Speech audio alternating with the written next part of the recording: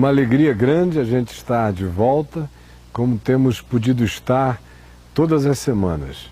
E eu gostaria que você fizesse o que eu sempre peço para ser feito. Se você tiver liberdade, convide alguém para assistir o programa que está começando agora. Mas enquanto isso, eu quero oferecer a você a chance de ver uns takes gravados há muito tempo atrás, há quase 10 anos atrás, numa viagem a Israel, uns papos livres acontecendo dentro do carro, ou na hora do almoço, em outros lugares, e faz parte de um material amplo. Obviamente que a viagem não é isso, é apenas o que aconteceu com quem estava ali na minha intimidade e gravando algumas das nossas conversas. Com vocês então, esse flash.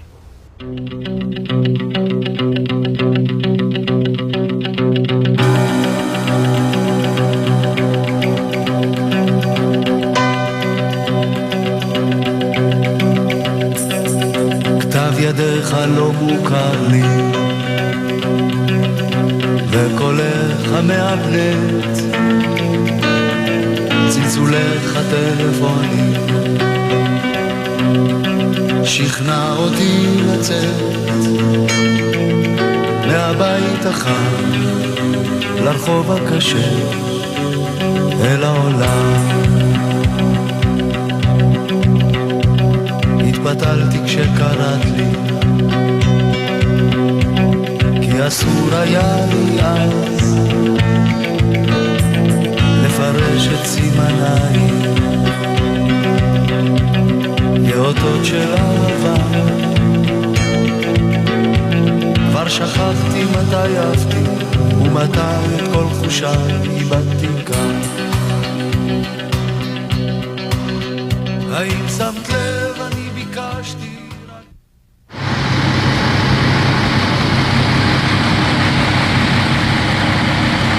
Por que a Fonte de Herói é um dos seus lugares preferidos, Pastor Caio?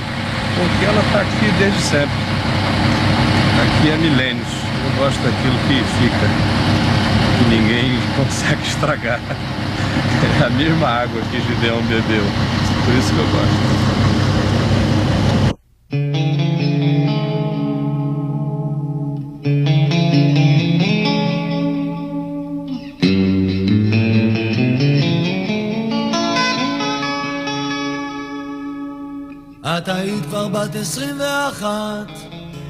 Na semana passada, nós lemos o texto de Mateus no capítulo 6. E esse texto eu quero que você o ouça de novo. Por isso vos digo, não andeis ansiosos pela vossa vida, quanto ao que haveis de comer ou beber, nem pelo vosso corpo, quanto ao que haveis de vestir. Não é a vida mais do que o alimento e o corpo mais do que as vestes? Observai as aves do céu, não semeiam, não colhem, nem ajuntam em celeiros, contudo vosso Pai Celeste as sustenta. Porventura não valei vós mais do que as aves? Qual de vós, por ansioso que esteja, pode acrescentar 1 metro ao curso de sua existência? E por que andais ansiosos quanto ao que vestir? Considerai como crescem os lírios do campo. Eles não trabalham nem fiam. Eu, contudo, vos afirmo que nem Salomão, em toda a sua glória, se vestiu como qualquer deles. Ora, se Deus veste assim a erva do campo, que hoje existe e amanhã é lançada no forno, quanto mais a vós outros, homens de pequena fé? Portanto, não vos inquieteis dizendo, que comeremos? Que beberemos? Ou com que nos vestiremos? Porque os pagãos é que se preocupam com todas estas coisas. Mas o vosso Pai Celeste sabe que necessitais de todas elas. Por isso, buscai em primeiro lugar o reino de Deus e a sua justiça, e todas estas coisas vos serão acrescentadas. Portanto, não vos inquieteis com o dia de amanhã, pois o amanhã trará os seus cuidados, basta ao dia o seu próprio mal. Jesus está dizendo que viver ansioso é burrice. Eu expliquei isso amplamente na semana passada, amplamente no espaço de 25 minutos. Mas cabe muita coisa em 25 minutos. E se você tem boa memória, você lembra de todas aquelas coisas que eu disse. A ansiedade é um sentimento burro, porque ele não faz prevenção de nada, porque ninguém acrescenta 1 metro ao curso da nossa vida, porque nós não temos nenhum poder sobre coisa alguma, porque até mesmo aquilo que a gente chama de meu poder não subsiste a um vírus que nos ataque. A ansiedade é burra, é tola, ela vicia o coração na incredulidade, ela faz o coração a mente se tornar neurótica ou paranoica, ela fragiliza o ser para o enfrentamento do dia mal, porque Jesus disse que cada dia traz sua própria dificuldade. Eu não preciso viver com isso na mente, nem antecipando angústias na vida. A ansiedade é burra, é tola, porque ela tira do coração da gente a energia também para usufruir o que vem de Deus para nós no dia bom. A ansiedade, e mantê-la no coração, é tolice, porque ela adoece o corpo, ela adoece todas as dimensões do ser e ela impede a gente de usufruir paz. Depois de falar bastante na semana passada sobre isso, eu disse que ia ficar devendo uma a você. Porque Jesus concluiu tudo o que disse sobre a ansiedade, dizendo que no lugar da ansiedade o que você tem que pôr é outra coisa. Ele disse: portanto, não vos inquieteis dizendo que comeremos, que beberemos ou com que nos vestiremos, porque os pagãos é que procuram todas estas coisas, pois o vosso Pai Celeste sabe que necessitais de todas elas. Buscai, pois, em primeiro lugar o reino de Deus e a sua justiça, e todas estas coisas vos serão acrescentadas. No lugar da ansiedade, Jesus disse: ponha essa vontade de buscar o reino de Deus. Aí você diz: mas isso não é uma ansiedade? Ficar ansioso pelo reino de Deus? Não. A religião ensina as pessoas a ficarem ansiosas por um suposto reino de Deus que acontece em função do que a igreja propõe como tarefa e como agenda, e bota todo mundo nervoso. Muita gente de igreja nervosíssima, porque isso ainda vem junto com culpa. E eles dizem que a igreja é que é a manifestação concreta do reino de Deus, e por isso se entenda aquele conjunto de, muitas vezes até de idiosincrasias e de perversões do evangelho, mas que estão materializados institucionalmente e comunalmente. Ali é o reino de Deus, e ali tem um tirano, um déspota que designa tarefas e que cobra de todo mundo, cobra desde dinheiro até a performance das pessoas, e surge um monte de gente nervosa no processo. Você mesmo que está me ouvindo, se frequenta alguma dessas igrejas, deve estar nervosíssimo, muito aflito e muito ansioso com esse reino de Deus que ofereceram a você, que não tem nada a ver com o que Jesus falou. Primeiro porque reino de Deus por Jesus não é uma coisa que está acontecendo lá de fora. Jesus disse que o reino de Deus não vem com visível aparência, porque ele está dentro de nós. Jesus disse: se disserem a vocês, eis, olha ali o reino de Deus, ele disse: não vão, não é. Se disserem, aqui está o reino de Deus, Jesus disse: não vá. O reino de Deus não se localiza nas geografias exteriores, porque o reino de Deus está dentro de vocês. Então não existe nenhum lugar para ser visitado como o reino de Deus, nenhum Vaticano é reino de Deus, nenhum templo maior é reino de Deus, nenhuma igreja concreta física é reino de Deus, nenhum movimento conduzido por homens é reino de Deus. Só Deus conhece o reino dele, porque o reino dele acontece nos corações dos homens, não vem com visível aparência. A gente só pode saber onde o reino de Deus está se a gente olhar para dentro de nós e encontrarmos o reinado de Deus em nós. Se eu não puder encontrar o reino de Deus em mim, não há nenhum outro lugar onde buscá-lo fora de mim. E buscar o reino de Deus em mim não é uma tarefa de ansiedade, ao contrário, é uma tarefa de descanso. O trabalho é descansar. Encontrar e buscar o reino de Deus em mim só acontece no paradoxo da fé.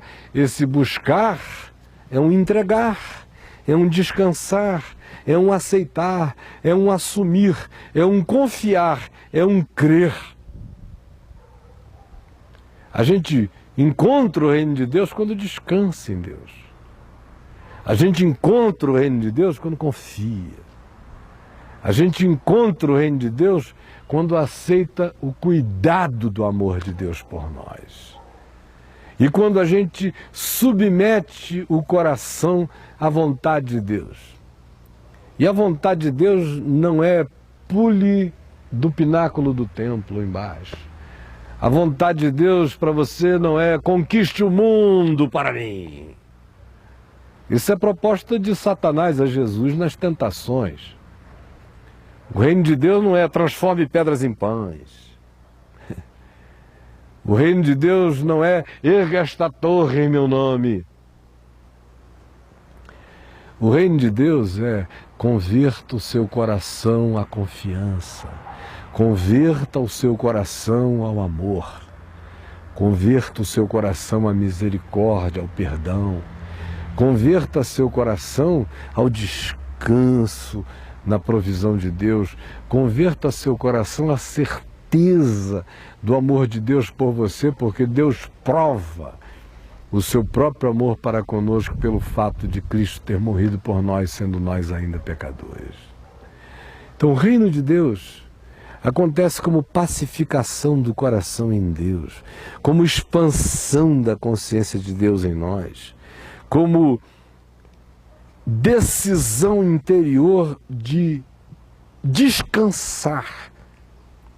Não que isso me tire do cotidiano responsável, mas a minha responsabilidade não será neurótica.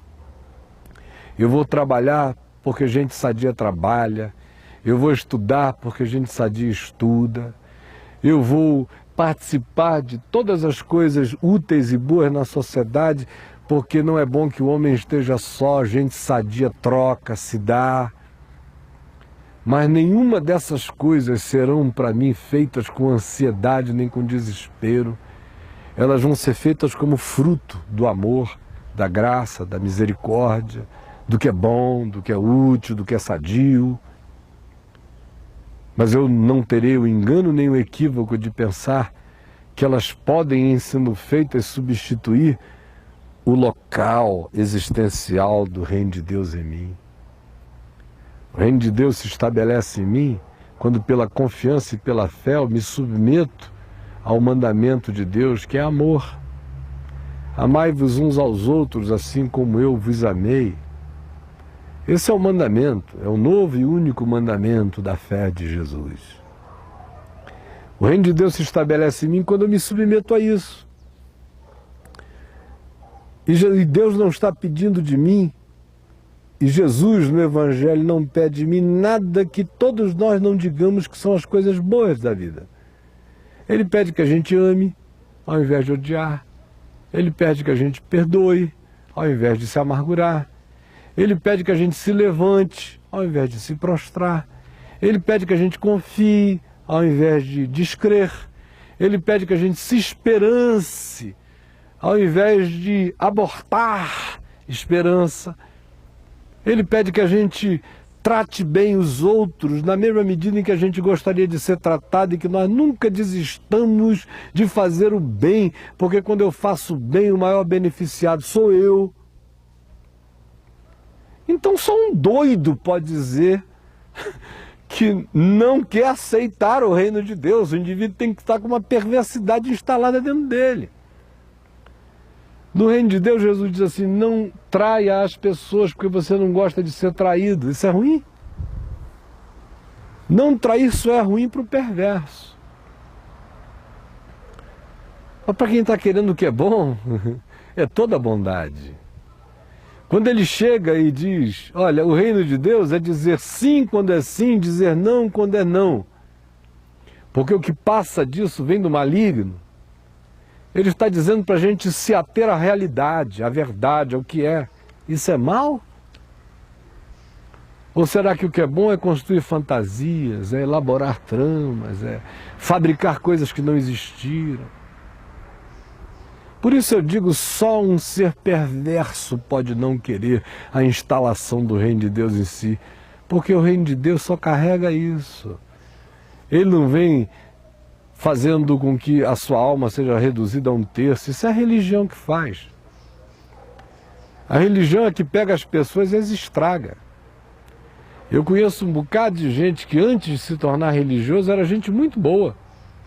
Depois que eles se converteram à religião, eles se tornaram intragáveis, insuportáveis. Assim, é um sacrifício caminhar com eles. Você tem que andar assim com toda a generosidade, porque eles são vociferantes, hostis, preconceituosos, cheios de juízo, arrogantes, donos da verdade, sem misericórdia, perversos. No fim vão ficando maus. Falando em reino de Deus, mas é aquele reino de Deus da torre. É o reino de Deus de tijolo, é o reino de Deus de cimento, é o reino de Deus de dinheiro, é o reino de Deus de oferta, é o reino de Deus de correntes, é o reino de Deus de bispos e líderes, é o reino de Deus de hierarquias, é o reino de Deus de vaticanos, é o reino de Deus de importâncias humanas, que não tem Deus. Aquilo é só uma panaceia, um circo sem Deus. Só gente entupida e sem discernimento é que não vê isso. O reino de Deus se constrói aqui. Agora tem uma coisa. Jesus disse: buscar em primeiro lugar o reino de Deus e a sua justiça. O que é justo, o que é bom, o que é reto. Porque o reino de Deus se estabelece dentro de mim, como relação minha com Deus e como submissão minha ao mandamento do amor de Deus pela fé. Aí o trono de Deus se estabelece em mim, o reinado de Deus. Eu tenho dentro de mim o trono de Deus, o reinado de Deus, o reino de Deus, o senhorio do Criador, que é meu Senhor em mim. Isso não pode me fazer mal, pode? Você ter Deus na vida pode fazer mal a alguém? Ter os deusinhos da religião é que destrói. Agora Deus, conforme Jesus ensinou, pode fazer mal? Só faz mal ao diabo. Mas a gente que quer o que é bom, não. Então o reino se estabelece em mim, e a sua justiça se manifesta nos meus atos, na minha maneira de ser, de me conduzir. Eu deixo de lado as parcialidades, eu tento abandonar todo o preconceito, todo o juízo, tento olhar para o meu próximo com toda a misericórdia e graça, sabendo que eu mesmo recebo graça de Deus todos os dias. Agir com equanimidade, com equidade, com verdade, com propriedade é manifestar a justiça do reino. E aí Jesus disse: o reino estabelecido como submissão nossa ao mandamento do amor no coração. E como prática de justiça, não de legalismo, não de fanfarrismo moral e ético, mas de justiça discreta, boa, mansa, que não trombeteia, que não se autopropagandeia, que faz coisas singelas e não mostra que fez, deixa a vida contar a história da própria verdade da justiça praticada. Quando isso acontece, Jesus disse que isso faz surgir uma síntese de poder silencioso, mais forte do que qualquer bomba. Ele disse: façam isto e creiam que todas as coisas necessárias à vida serão acrescentadas a vocês. Não há aí nenhuma promessa de que você vai se tornar o Bill Gates, porque o Bill Gates tem bilhões de vezes mais do que a vida dele precisa. A promessa é que você vai ter tudo que a sua vida precisar, dentro e fora de você. Dentro é paz, é alegria, é gozo, é consolação, é esperança, é fé, é bom ânimo. Do lado de fora é justiça na relacionalidade, é bondade nos vínculos, é misericórdia com o fraco. E para com você mesmo, não é autoindulgência, ao contrário, você vai se tratar com o rigor dos seres responsáveis, mas sem nenhuma neurose, Porque o reino de Deus não estará estabelecido em você por causa da sua justiça. Sua, que eu estou falando é sua. Sua. Num português errado, misturando tu com você, por causa da tua justiça, entendeu? Não. É a justiça dele que se estabeleceu em mim, porque eu me submeti ao mandamento do amor. E se eu me submeto ao mandamento do amor, o que decorre de mim como ato de vida vai ser bom e justo. Se essa justiça de Deus que decorre da minha submissão ao mandamento do amor se firmar em mim, isso tudo fizer esse corpo simples do trono de Deus na minha consciência, no meu coração, o que Jesus diz é que isso atrai uma rede de misericórdias e de bondades. Gera uma conspiração de todos os lados em seu favor e você basta carregar essa harmonia estabelecida, porque o reino de Deus posto em nós harmoniza o ser. Harmoniza você com Deus, harmoniza você com você mesmo, harmoniza você com o próximo, porque as relações são de justiça, não são de perversidade. Cria uma sinfonia de poder. Cria algo que vai sendo liberado, vai vazando de você. Ninguém precisa falar nada, isso vai contagiando. Isso faz o inimigo sonhar com o bem a seu favor. Isso faz o ser hostil, sem que você precise fazer nada, vir a reconhecer, às vezes por causa de algo que ele não podia nem admitir, uma voz silenciosa dentro dele dizendo: pare, porque andar na direção contra essa pessoa vai lhe fazer mal. Quando você busca o reino, ele está estabelecido dentro de você, o poder que se libera é extraordinário. E as pessoas sentem, os ladrões sentem, os seres hostis sentem, os passarinhos sentem e vêm, os animais se pacificam. Quando você caminha carregado do reino de Deus, você leva paz. Paz a todos. E aí a conspiração invisível em seu favor cresce, cresce, se avoluma. E você, obviamente, levanta todo dia responsavelmente para trabalhar, para estudar, para tudo que é cotidiano da existência. E você vai começar a constatar uma coisa: é que aos seus amados Deus dá enquanto eles dormem. Você vai começar a ver que nos dias da sua maior ansiedade você remava, remava, remava e não saía do lugar. E agora, quando o reino se estabeleceu e a confiança dominou você, e a certeza do cuidado de Deus, e a vontade de se submeter ao mandamento do amor e a praticar a justiça nos relacionamentos, quando isso tudo se avoluma e se adensa, se torna real em nós, faz parte de nós, aí você começa a descobrir o poder que vai sendo largado, que vai sendo distribuído, e você começa a ver que demônios se afugentam, que fantasmas fogem, que diabos se vão, e a sua vida começa a atrair e a magnetizar um monte de gente boa.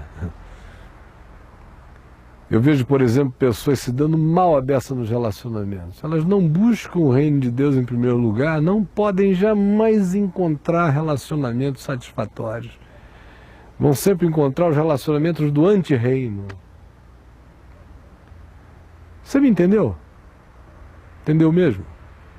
Ou será que eu preciso explicar mais alguma coisa? Eu creio que o Espírito Santo já falou com você. A minha oração é que você tire todo o proveito do que foi dito até aqui, porque saiba de uma coisa: eu sei que o que eu falei a você aqui e agora foi palavra de Jesus. Você está me ouvindo? Você acabou de ouvir a palavra de Jesus. Se você crer, ela tem o poder de produzir vida e vida em abundância. Se você não crer, você vai continuar vivendo a sua existência, que não pode nem ser chamada de vida, porque ela é apenas um acontecimento movido por impulsos, por acasos e pela insensatez de um ser que ainda não discerniu até agora o significado de estar vivo. Eu vou parar por aqui, tá bom? Eu, infelizmente, paro por aqui. Desejo a você tudo de bom em nome de Jesus, a você e a sua casa, e que a palavra de Deus prevaleça contra e sobre os nossos enganos. Até a próxima semana. Tchau.